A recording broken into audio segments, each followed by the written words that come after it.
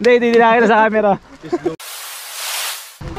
So yun mga ka-journey. Yuhuu! Pupunta kami dito sa The Legend Mambabatok ng Buskalan Mountain Province. Kaya hirap pala mag-dito. Hindi po nag-overtake ka doon. Siyempre. Nagrimating ata. Medyo mapapalabang ka dito sa trekking. May ibang ano din. Alam niyo po yung mga shortcut. Mukhang doon tayo sa pahihirapan tayo. Nga pala mga journey. Mas malapit dito. May masaya kaming tour guide dito. Sa may kabila doon eh. Magbabaybay pa sila sa Pilapil eh. Si Sir Pio. Yun! Kami naman dyan, Sir Pio. Oo.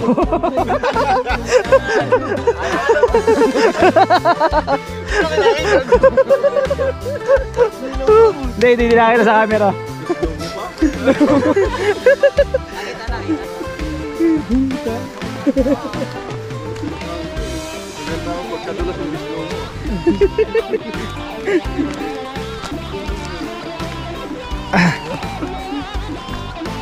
Saya, masaya tong aming lalakbayin.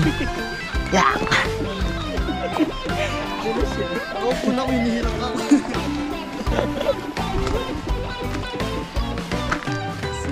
Guys, sama ko si Kuya Juban, si Jerome, tsaka si Jan. Kami mga taga-Pulilan. Nakarating ng Buskalan. Yeah. Oops. Yan, maraming mga pupunta ngayong araw na to.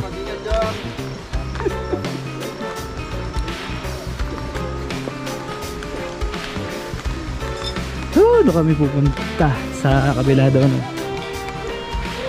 May zipline naman dito. Pwede kang sumakay doon. 300 daw yun. Pagka sumakay ka doon, 200 daw. Doon sa zipline na yun, no? Yun! Sasakay. Ilang capacity nun, sir?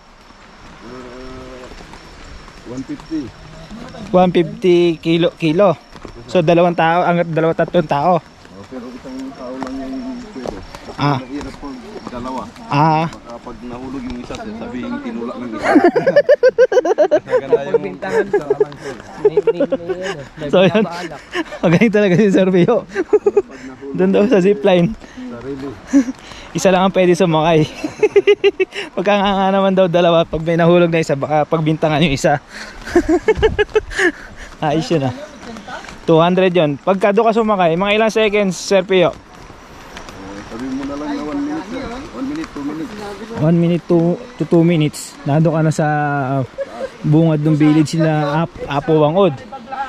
Dito sa nilalakad namin, mga hanggang ilang po? Ilan po? 20 minutes to 1 hour. Depende sa hakbang. Depende sa hakbang mo, tsaka depende rin sa dulas mo, no? Dulas. Na Jerome, no? Pati slow mo yung makakatayo. Madadagdagan yung oras. You know, may mga part na medyo nakakatakot yung hakbangan mo, pero dito yan naging medyo ano na,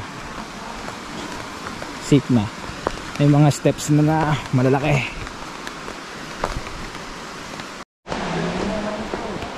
So ayan, may dinaanan kaming tulay. Ang ganda, ang linis. Shit!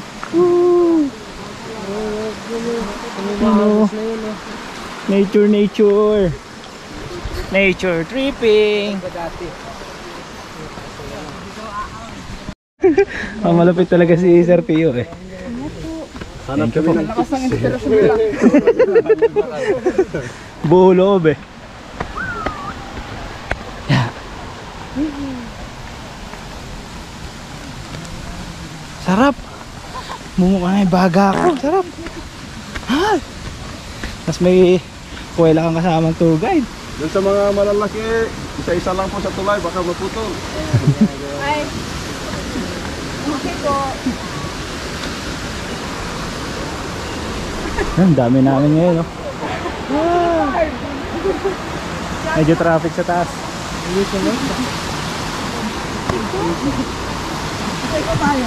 Serpio. Serpio. Pwede ba siya morkat yan?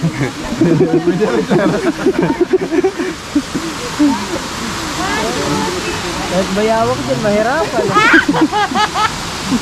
Sabagay sir, walang problema pababa kung gusto nyo shortcut. Bababa. Walang bayad. Tutulak lang. Pasok kayo sa sako para magulong.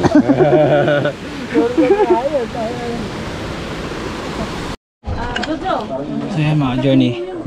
May registration fee dito. 100 per head. Ayan.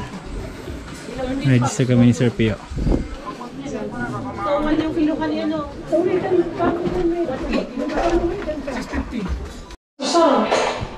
So yun mga journey. Pahinga daw muna kami. Niyaya kami dito sa taas. Ni Sir Pio. Aming napakakwelang tour guide. Hindi ka mapapagod eh. Yun, nakakita namin yung ano. Ang dalagdag talaga. Sige sir. Yun, ayun namin ng coffee. Dito yung bahay ni Ma'am Isabel. Yung na-contact ko. Ito nga pala yung contact. Ito yung contact number ni Ma'am Isabel, no? Opo sir. Ah. Ayan. So yun mga journey. Ito yung contact ni Ma'am Isabel. Ma'am Isabel. Kung gusto nyo mag-tour dito sa Buscalan, kaya po Bangod. Ito yung contact na. Cozy Staycation. Yun. Contact nyo lang siya. Tapos sana matapat sa'yo si Sir Pio na mag-tour guide para masaya.